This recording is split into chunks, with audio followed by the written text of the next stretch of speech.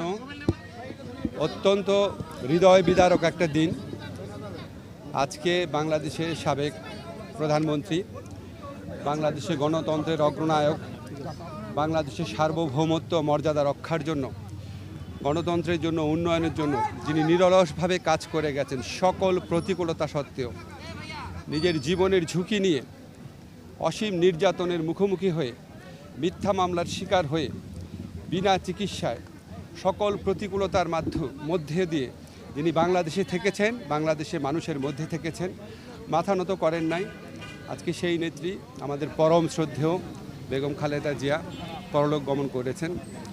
ইন্না লিল্লাহি ওয়া ইন্না ইলাইহি রাজিউন। আমরা আজকে সাথে সাথে উপদেষ্টা পরিষদের সভা আহ্বান করেছিলাম।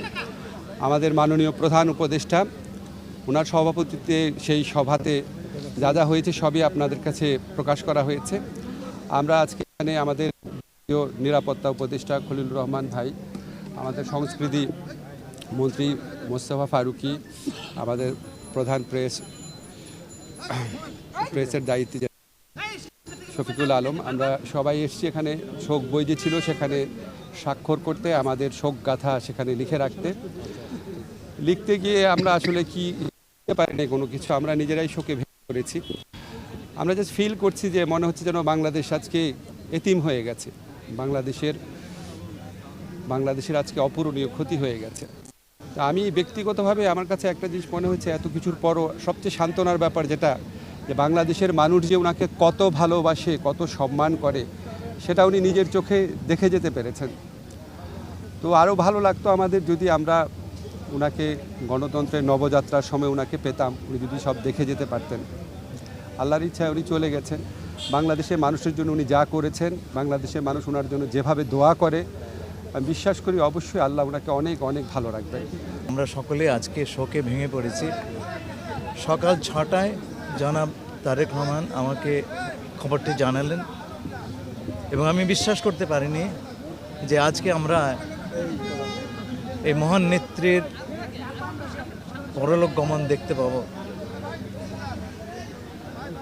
সরকার যে সমস্ত ব্যবস্থা নিয়েছে সে তো আসিফ নজরুল বললেন, এই ক্ষতি তো আর পূরণ হবে না, তবে আমাদের সকলের সম্মিলিত শক্তিতে আমরা চেষ্টা করব যে বেগম জিয়া যে স্বপ্ন দেখেছিলেন স্বাধীন, সার্বভৌম, গণতান্ত্রিক এবং মানুষের অধিকারের বাংলাদেশ, সেটা যেন আমরা কায়েম করতে পারি। আমরা তার দ্বার প্রান্তে আছি। খুব ইচ্ছে ছিল উনি আমাদের নির্বাচনটা দেখে যান, হয়তো উনি জান্নাতুল ফেরদৌস থেকে তা দেখবেন। আমরা আশা করব আমরা সকলে মিলে তার স্বপ্নটা পূরণ করতে পারব। উনি তো বাংলাদেশের গণতন্ত্রের জন্য সংগ্রামের কথা যদি দেখেন, আমাদের হিস্ট্রি ৭২ থেকে আজ পর্যন্ত, তাহলে সবচেয়ে সিগনিফিক্যান্ট ক্যারেক্টার হবেন বেগম খালেদা জিয়া। এটা কিন্তু is not an easy achievement, এটা উনি দীর্ঘদিনে অর্জন করেছেন।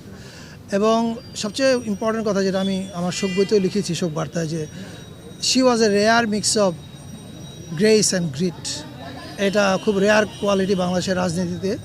এবং উনি কেন সবার থেকে আলাদা, এটা 5ই আগস্ট হাসিনা পালিয়ে যাওয়ার পরে ওনার বক্তৃতাটা যদি দেখেন তাহলে বুঝতে পারবেন উনি সবার থেকে কেন আলাদা।